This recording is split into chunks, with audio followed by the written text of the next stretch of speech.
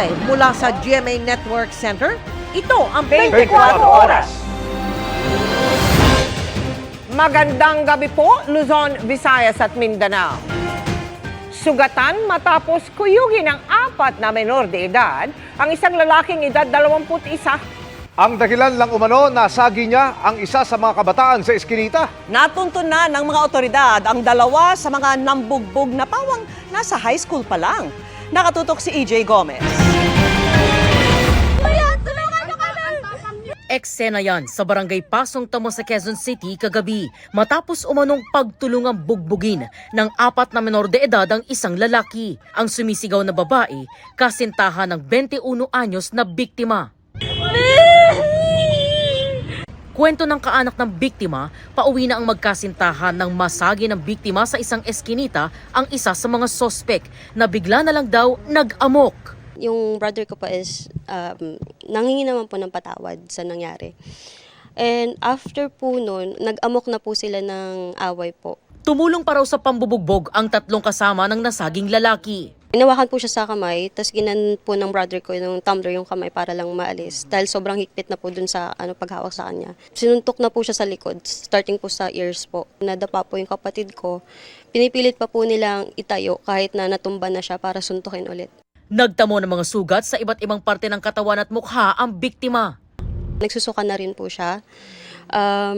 At hindi na rin po makatayo dahil po yung likod niya po is masakit na, may tadyak din na po sa likod niya, may sipa. And pag tumatayo po siya is nahihilo na po siya. Hindi na po siya makatayo ng maayos. Natunto ng barangay ang 2 sa 4 na menor de edad na pawang high school students. Hiningan sila ng pahayag ng pulisya. Matapos ang insidente, nagpa-blotter ang isa sa 4 na menor de edad ayon sa Barangay Council for the Protection of Children o BCPC ng Pasong Tamo. Depensa raw ng 17 anyos na binata, sinaktan din siya ng biktima. Nung nasagi sa balikat, tinanong, masikip ba ang daan? Parang ganon. So, parang ano ba ang problema mo? Medyo hindi naging maganda siguro ang dating doon sa batay lang to sa nalalaman ko po. So, agad na hinampas siya ng tumbler dito. So, sabi naman nila, nung umuwi nga, duguan daw yung minor, tumutulo dito yung Tumangging magbigay ng pahayag sa media ang mga kaanak ng 2 natuntong minor, habang pinaghahanap pa ang 2 iba pa. Posibleng sa tinamo ng 21 years old, sa nakikita ko dyan, talagang posible na sila ay maayano sa tinatawag natin na institution para sa mga tinatawag na CICL, Children in Conflict with the Law, under ng DSWD. Patuloy ang investigasyon ng pulisya sa insidente. Para sa GMA Integrated News, EJ Gomez, nakatutok 24 oras. Sinibak na sa pwesto ang 5 tauhan ng LTO na nag-viral kamakailan dahil sa marahas umanong pag-aresto sa isang magsasaka. Ang kanilang paliwanag sa pagtutok ni Joseph Moro.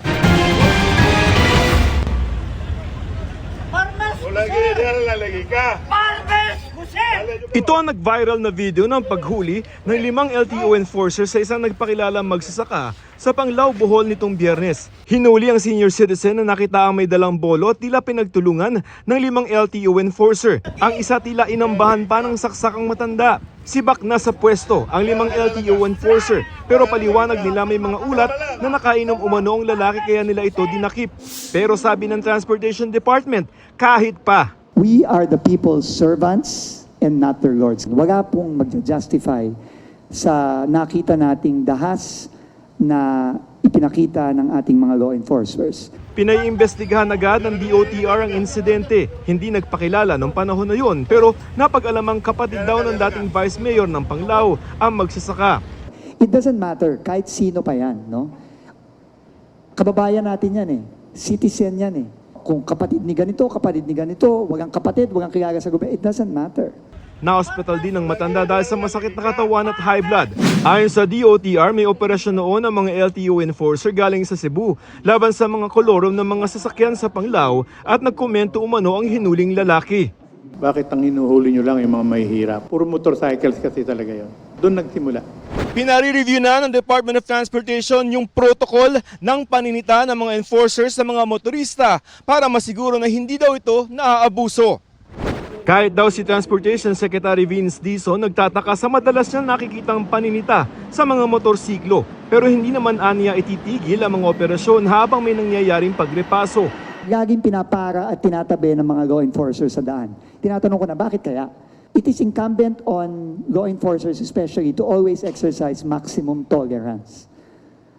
No, hindi po pwedeng ganon. 5 po sila, nag-iisa po si Mang Bert. We apologize profusely for its happening. Para sa GMA Integrated News, Joseph Morong, nakatutok 24 oras.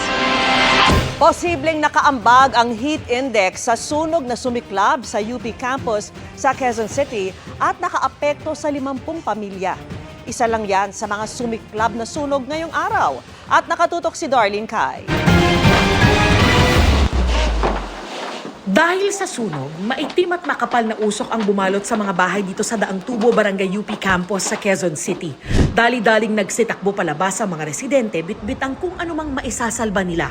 Mabilis lumaki ang apoy kaya inakyat ng Bureau of Fire Protection sa ikatlong alarma ang sunog na nagsimula pasado 9:30 kaninang umaga. Nagiging pahirapan para sa ibang mga bumbero na rumesponde rito sa sunog dahil maliliit yung mga eskinita papasok dito sa area kung nasan yung mga natutupok na bahay. Kaya yung iba sa kanila tumungtong na dito sa mga bubong ng mga katabing bahay para lang makaresponde sa sunog. Sa kapal ng usok at tindi ng init, may mga residenteng nahirapang huminga. May nawalan pa ng malay na agad binuhat palabas. Nang hina at nahirapan ding huminga ang fire volunteer na ito, kaya agad siyang isinakay sa ambulansya. Nagtulong-tulong naman ang mga responder na ilikas ang stroke patient na ito. Nag-aalala rin si Elma para sa kanyang ina. Iniisip ko yung nanay ko, wala siyang kasama doon, baka mamaya kung napano na. Nakalabas naman ang ina bagamat natupok lahat ng naipundar nila. Yung pera po na iniipon ko sa bahay na pampagamot ng kapatid ko na may cancer patient, nagsunog po. 6 na residente at 3 fire volunteer ang nagtamo ng minor injuries at nahirapang huminga.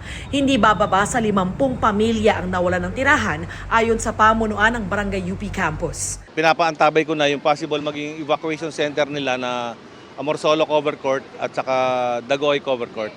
Nalapnos din ang isang pusa na nilapatan naman ng paunang lunas. Umabot sa mahigit 5 oras bago naapul ang sunog na iniimbestigahan pa ang sanhi.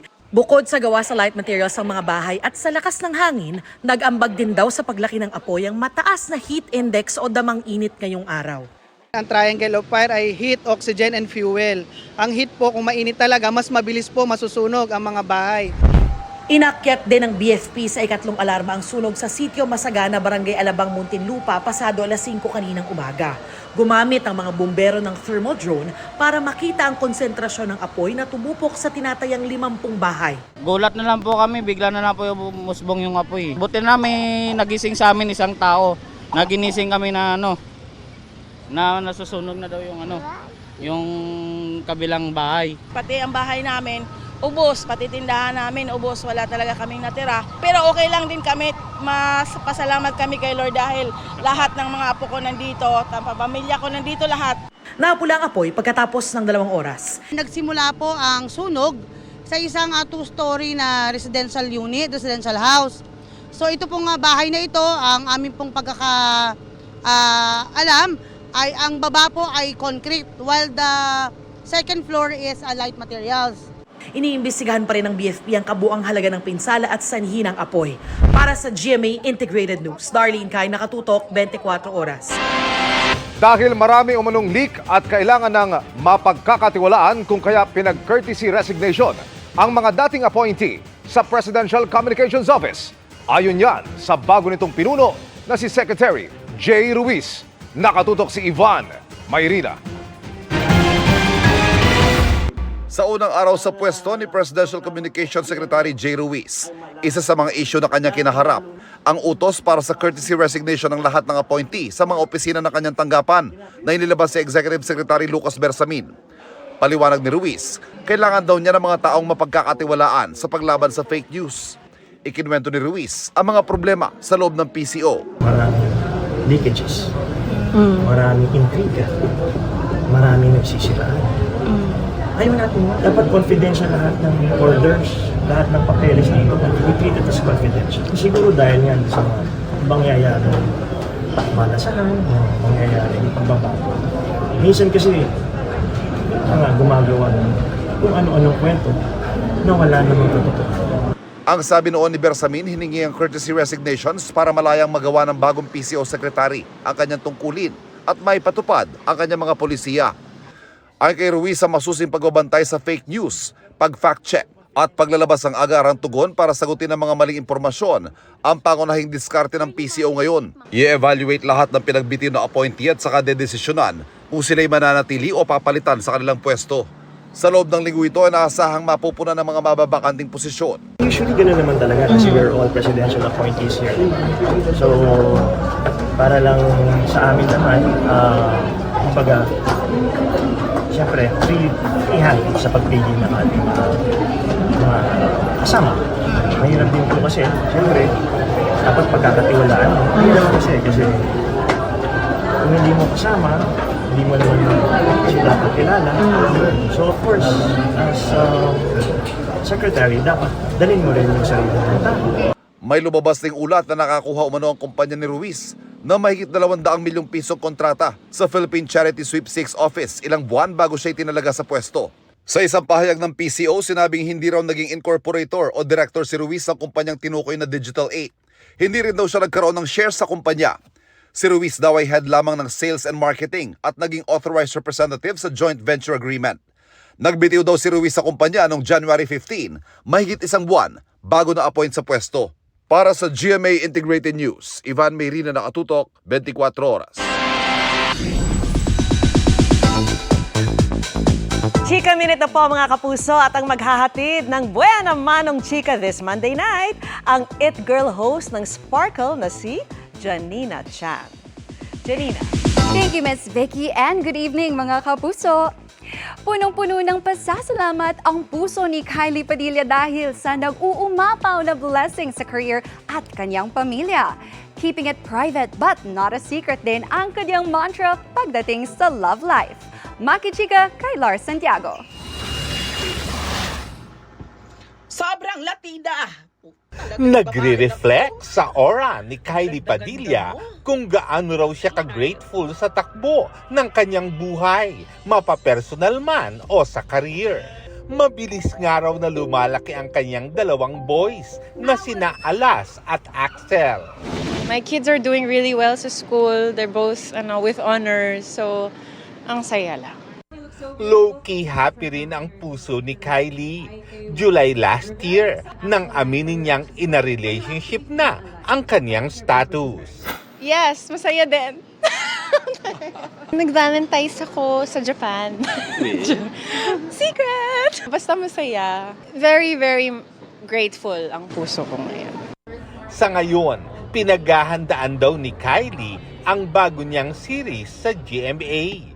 I'm very, very excited. Kasi I'm always ready to learn new things, di ba? Tsaka yun nga, gagalingan ko talaga. I'm very excited for you guys na malaman yung story and mapanood nyo. Isang araw sa magiging location nila, nasa labas ng Pilipinas. I've never been there and I travel a lot. So, excited akong makita. Marami akong gustong gawin sa city na yun. Gusto ko puntahan yung mga place. Lars Santiago, updated sa showbiz happening. Ngayong mainit ang panahon, ingat mga kapuso dahil pati mga sasakyan pwedeng magliyab. Tulad ng isang kotse sa EDSA kanina, ang sinapit ng driver sa pagtutok ni Dano Tingkungko. Dahil sa nagliyab na kotse, bumigat ang trapiko sa EDSA northbound lagpas ng Magallanes Interchange sa Makati City pasado alas 11 kaninang umaga. Walang ibang nadamay sa aksidente na unang nirespondehan ng gwardya ng isang kalapit na village. Tumakbo ako, then binuha yung fire extinguisher. Kumuha ko ulit ng isang fire ex. Bali dalawa na sila. Then hindi pa rin ginaya. Pagdating ng fire truck, then sinetap din namin. Tapos yun, binubahan namin ng tubig. Mabuti na lamang daw at nakalabas ang driver na hindi agad nalaman na nag-aapoy na ang minamaneho. Nakita na lang niya ang tindi nito nang bumaba na. Hindi pa malinaw kung ano ang pinagmulan ng sunog. Pero ayon sa Makati Fire, hindi na raw ito iimbestigahan pa dahil sa hiling ng driver na hindi na rin nagpadala sa ospital. They asked if the driver wanted to have an investigation, to have a further investigation, but the driver already said na no need. And isa pa po nangyari is parang na-relocate na po yung vehicle dun sa fire scene po mismo. So the evidence will be considered as null and void. Sa investigation po namin, sir, we have this protocol na kailangan po dapat yung fire will be conducting this investigation. Dapat po, sir, yung involved na vehicle should be on the original spot. Ang insidenteng ito ay saktong sapol sa unang linggo ng Marso na binansagan pa namang Fire Prevention Month. Inaasahan ng mga otoridad na habang papainit ang panahon, posibleng hindi ito ang huling pagkakataon na merong sasakyan basta na lang magliliyab. Paano ba ito maiiwasan? Ayon sa Makati Fire, mas mainit dapat ang mata sa tubig, baterya, electrical wiring at radiator ng sasakyan.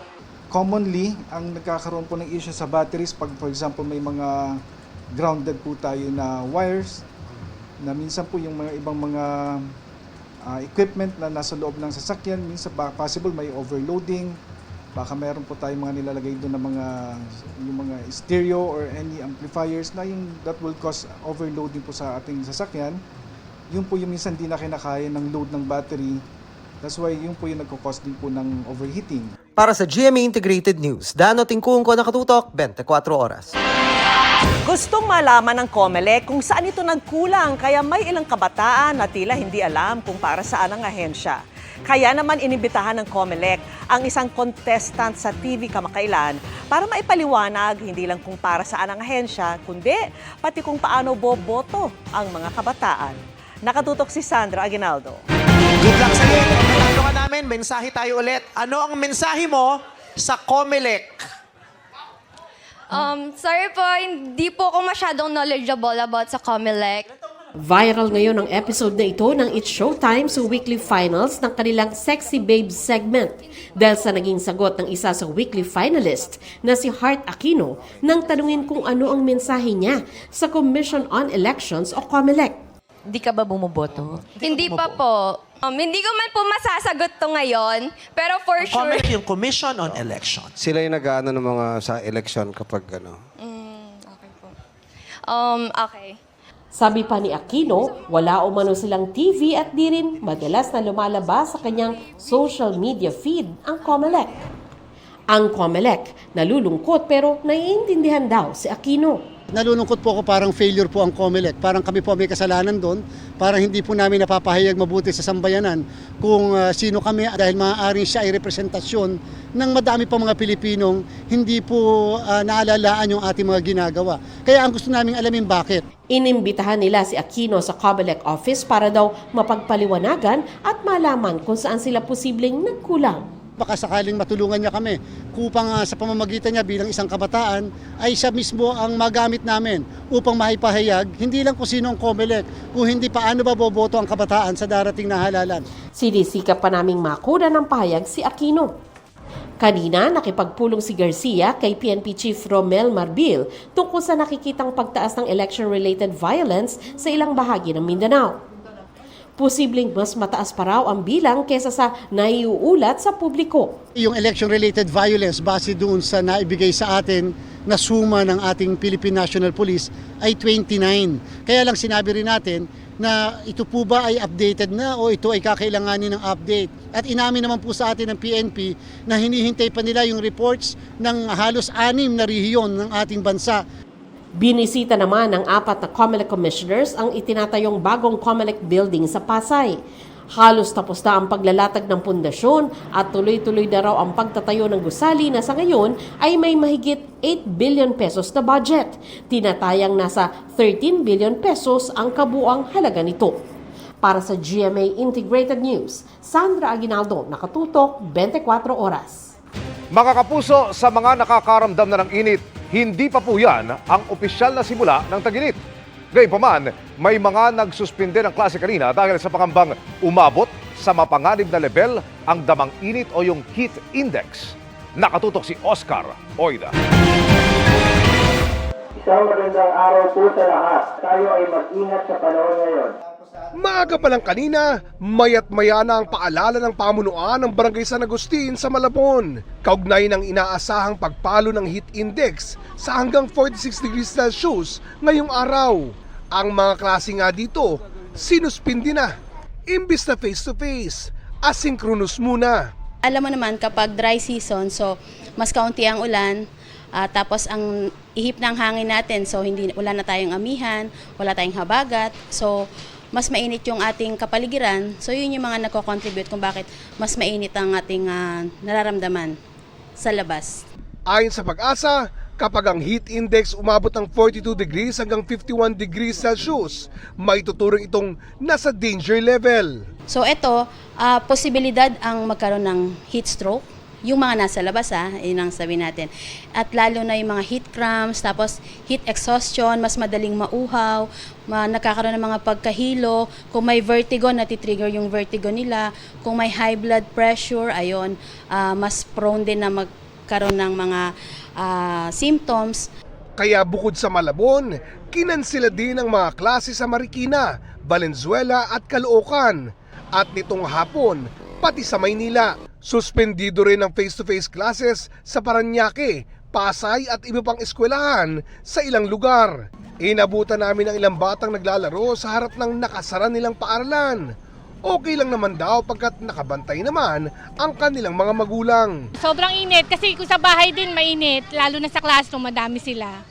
So para ma-safe na rin yung bata. If ever mangyari at sa bahay, mamamonitor pa rin namin sila. Kailangan dadala mo pa ng pamunas, tubig, ganun, saka electric fan kasi minsan, di ba pag electric fan hindi naman lahat sila nahanginan. Lalo na to mata. Mabuti na lang, hindi pumalo sa 46 degrees Celsius ang heat index ngayon. Umabot lang sa 37 degrees bandang 1:00 ng hapon.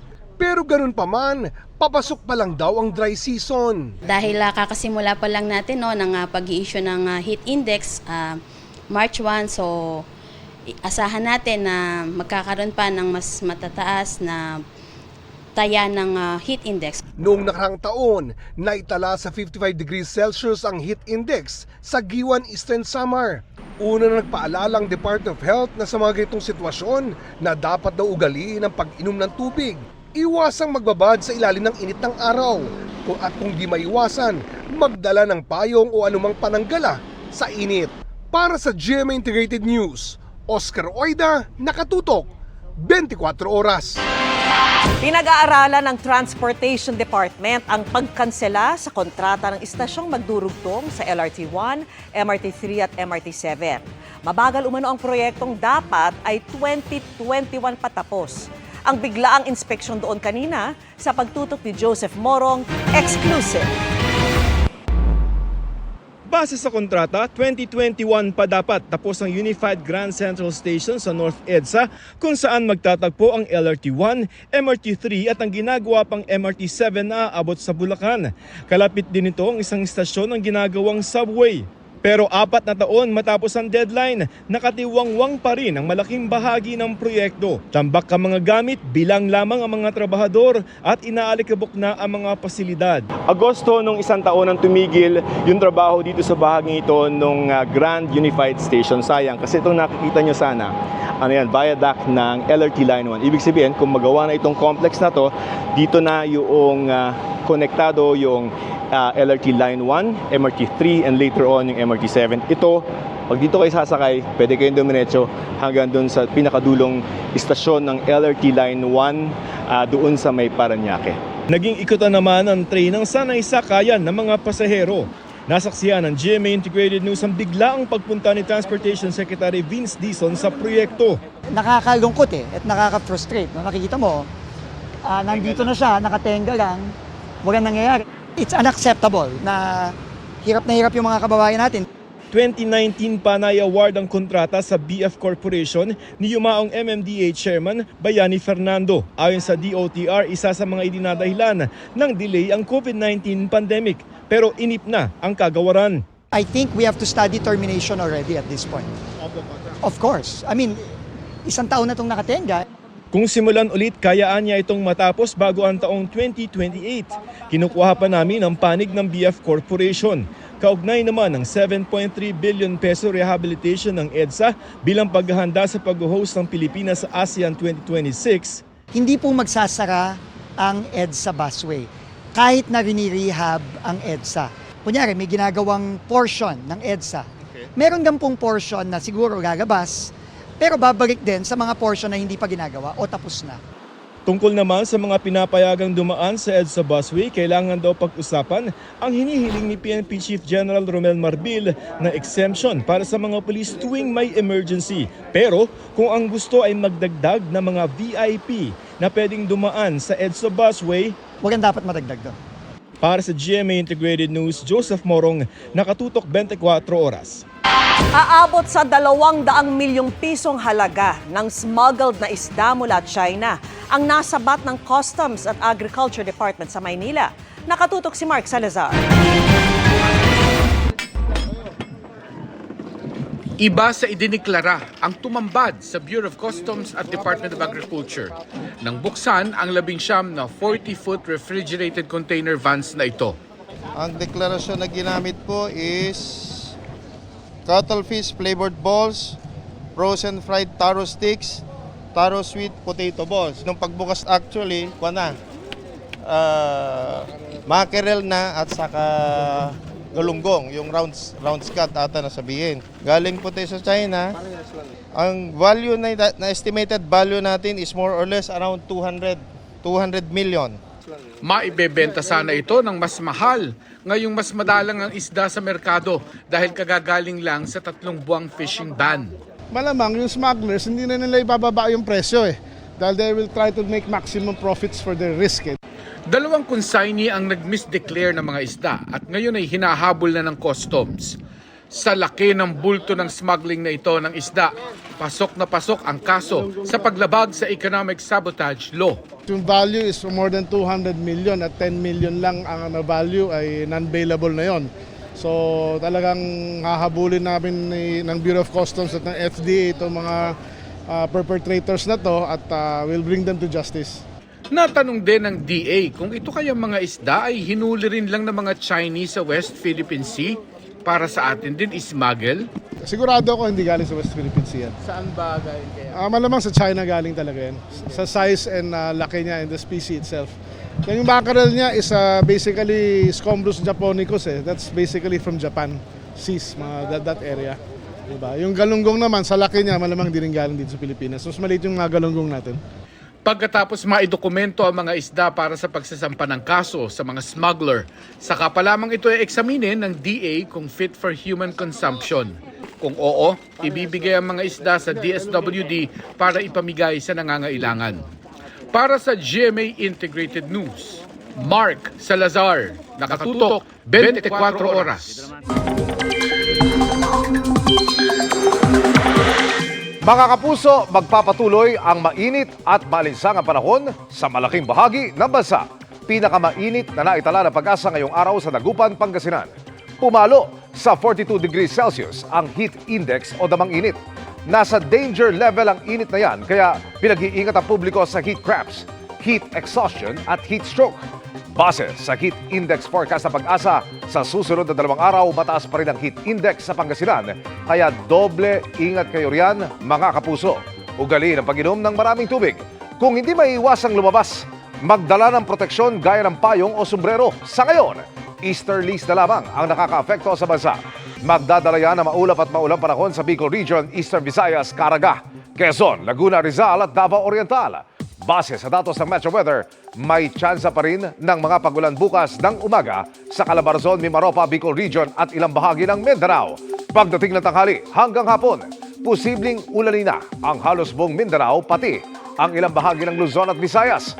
Hanggang matinding ulan ang inaasahan kaya mag-ingat sa banta ng pagbaha at pagguho ng lupa. Dahil mainit ang panahon, hindi inaalis ang tsansang may mabuong kaulapan o localized thunderstorms. Kaya huwag kakalimutan ang pagdadala ng payong.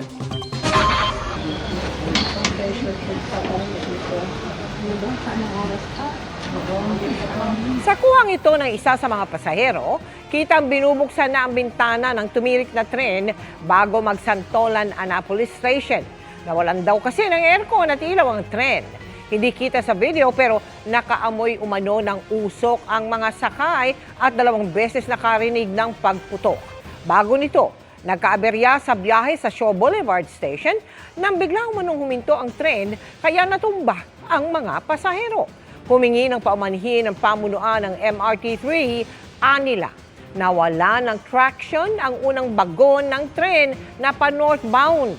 Sabi pa nito, matagumpay nang nahila ang tren papuntang Santolan Station at sasailalim sa pagsusulit. Ligtas din anilang nailipat ang mga apektadong pasahero sa kasunod na tren. Balik normal na rin ang kanilang operasyon. Pinalagan ng National Historical Commission of the Philippines ang kumakalat na maling impormasyon sa mga Chinese social media na dating bahagi umano ng China ang Palawan. Hindi ito totoo at walang ebidensya sa kasaysayan. Nakatutok si Chino Gaston. Ikinakabahala ng mga ahensya ng gobyerno ang post na kumakalat sa mga Chinese social media. Ang sinasabi kasi, dating bahagi ng China ang isla ng Palawan. Ayon pa sa post, dati raw tinawag ang isla na Zhanghe Island. Ipinangalan sa isang Chinese explorer na naglakbay sa Asia mula 14th hanggang 15th centuries. Kaya dapat daw ibalik sa China ang teritoryong ito ng Pilipinas. Pinalagan ng National Historical Commission of the Philippines ang maling impormasyon na tila nagkukondisyon daw sa kaisipan ng mga Chinese. By conditioning their public, conditioning yung mga citizens nila to slowly accept na Palawan might be part of their territory. Kumbaga, they're forming mindset na maging acceptable if later on in the future, biglang pati Palawan, mismong probinsya ng Pilipinas, mainland, i-claim na nila. Sabi ng NHCP, walang historical evidence na nakarating nga si Zhanghe sa Pilipinas na noy nasa ilalim ng soberenya ng mga sultanate ng Mindanao, Visayas at Manila. At kahit pa nakarating ito, hindi pa rin ibig sabihin na pag-aari na ng China ang Palawan. Hinala ng NHCP, may kinalaman pa rin ito sa pag-aangkin ng China sa Kalayaan Island Group sa West Philippine Sea. By disclaiming yung parang legality of Palawan as part of the Philippines, tinatry nilang tanggalan tayo ng upuan sa basis to claim yung mga territories natin in the West Philippine Sea. Ang National Security Council itinuturing pa ring bahagi ng pagpapakalat ng maling impormasyon laban sa Pilipinas kaugnay ng laban para sa karapatan sa West Philippine Sea. We hope na walang kinalaman ng Chinese government dito, although we cannot conclusively determine that as of now. Masasabi lang natin is it is not coming from official Chinese sources. Hininga namin ng komento ang Chinese Embassy tungkol sa issue pero hindi pa sila sumasagot sa aming katanungan. Para sa GMA Integrated News, Chino Gaston, nakatutok, 24 oras.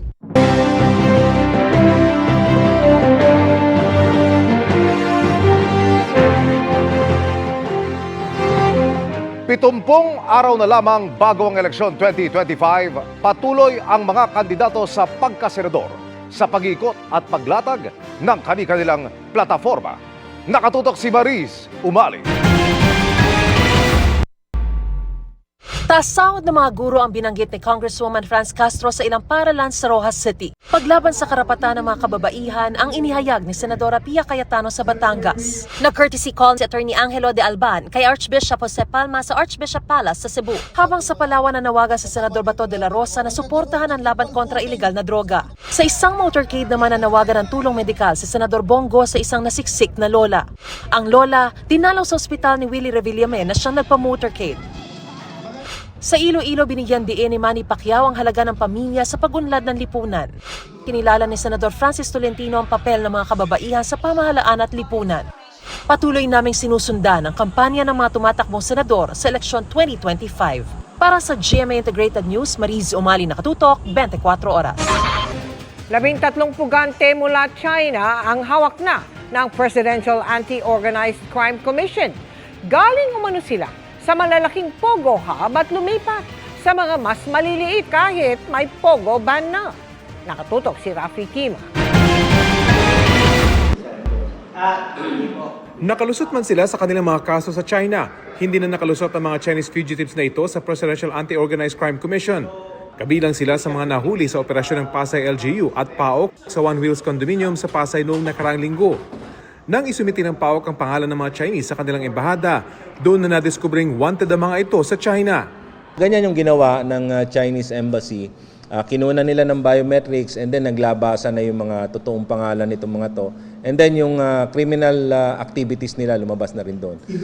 Wanted sa China ang 13 Chinese sa mga kasong cryptocurrency at investment scam at paggamit ng mga ipinagbabawal na messaging app sa China para sa kanilang illegal na aktibidad.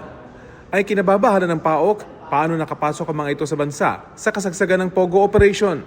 Especially those with red notice or may blue notice na yung mga yan or wanted ng Interpol, automatic pagpasok dito yan. Mag-red alert na kaagad eh. So since wala silang dokumento nung pumasok dito, malamang pwedeng nag-backdoor sila or they use other means to get in our country. Nakikipag-ugnayan raw ang PAOK sa Bureau of Immigration para sa backtrack investigation. Nadiskubre din ng PAOK ang ibang nakatakas sa malalaking POGO hub sa Bamban-Tarlac at Porac sa Pampanga, lumipat sa mas maliit na POGO operation sa Pasay. Yung isa doon, yung parang bugaw ng mga babae. The other one, may naituro rin ng isang witness natin na involved naman sa pag-torture o pananakit. Prioridad daw ngayon maipa-deport ang mga ito pabalik sa China. Para sa GMA Integrated News, Rafi Tima nakatutok, 24 oras. Bistado sa Bulacan ang mga tsinelas at sandals na ginaya lang umano sa isang kilalang brand. Arestado ang 4 na Chinong may-ari umano ng warehouse na gumagawa nito. Nakatutok si Marisol Abduraman. Sa bisa ng search warrant, pinasok at hinalugog ng PNP-CIDG ang mga warehouse na ito sa Mekawayan, Bulacan. Inireklamo ang mga ito ng isang kilalang brand ng tsinelas at sandals dahil sa paggaya umano sa kanilang produkto. Nirereklamo nila na ang kanilang mga produkto ay ginagaya ng kumpanyang to at sila ay nag-apply ng copyright infringement complaint. Bukod sa tatak ng brand, ay gayang-gaya rin umano ang disenyo ng kanilang mga footwear pero di hamak na mas mura sa original brand. It's still short-changing the public kasi hindi naman lahat ng bumibili niyan ay nakakaalam na yan ay peke. There's a possibility na i-distribute nila yan as originals. Aabot sa 75 million pesos ang halaga ng mga nasabat na pekeng produkto. 4 na Chinese national na nagmamay-ari umano ng nasabing kumpanya ang inaresto. We are conducting background investigation of these people para malaman kung may iba pa silang involvement sa mga business dito sa Pilipinas. Kumpiskado na ang mga produkto. Isinara pa ang mga nasabing warehouse na napag-alamang walang business permit. Sinampahan ng reklamong paglabag sa Intellectual Property Code of the Philippines ang mga suspect na wala pang pahayag sa ngayon. Para sa GMA Integrated News, Marisol Abduraman, nakatuto 24 oras. Pag-aaralan ng palasyo kung may mas malalim pang dahilan ang pamimigay ng donasyon ng mga grupong iniuugnay sa pang-espiya umano. Nakatutok si Ivan Mayrina. Sunod-sunod na mga nahuhuli umanong espiya ng China sa mga nakaraang buwan. Ngayon ayon sa ulat ng Reuters, lumalabas sa ilan sa kanila ay bahagi ng mga grupong nag-donate ng mga motorsiklo sa iba't ibang lokal na pamahalaan. Kabilang ang Maynila na nakatanggap ng 10 motorsiklo para sa Manila Police District noong 2022 na nagkakahalaga ng kabuuang 145,000 pesos. Gitang City Hall, wala silang nakitang mali na mga panahong iyon sa donasyon. Hindi naman daw nakatanggap ng cash donation ang tanggapan ng alkalde maliban sa mga motorsiklo. Wala na raw sumunod pang donasyon, proyekto at pakikipag-usap na naganap. Pinag-aaralan na rin ito ng palasyo lalo't lumalabas na may iba pang lokal na pamahalaan ang nakatanggap ng donasyon mula sa grupong iniuugnay sa pang-espiya. Wala pong masama if it is done in good faith.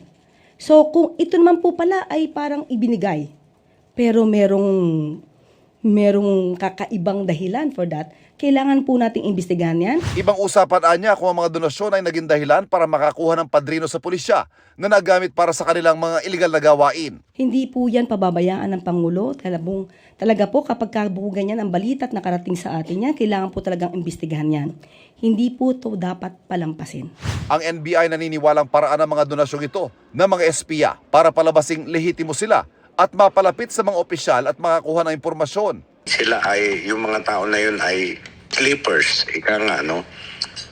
At to justify their stay here in the Philippines, pa may semblance ng meron silang magandang pakay, nagtatayo sila ng civic organization kuno, or yung iba nag-asawa na dito.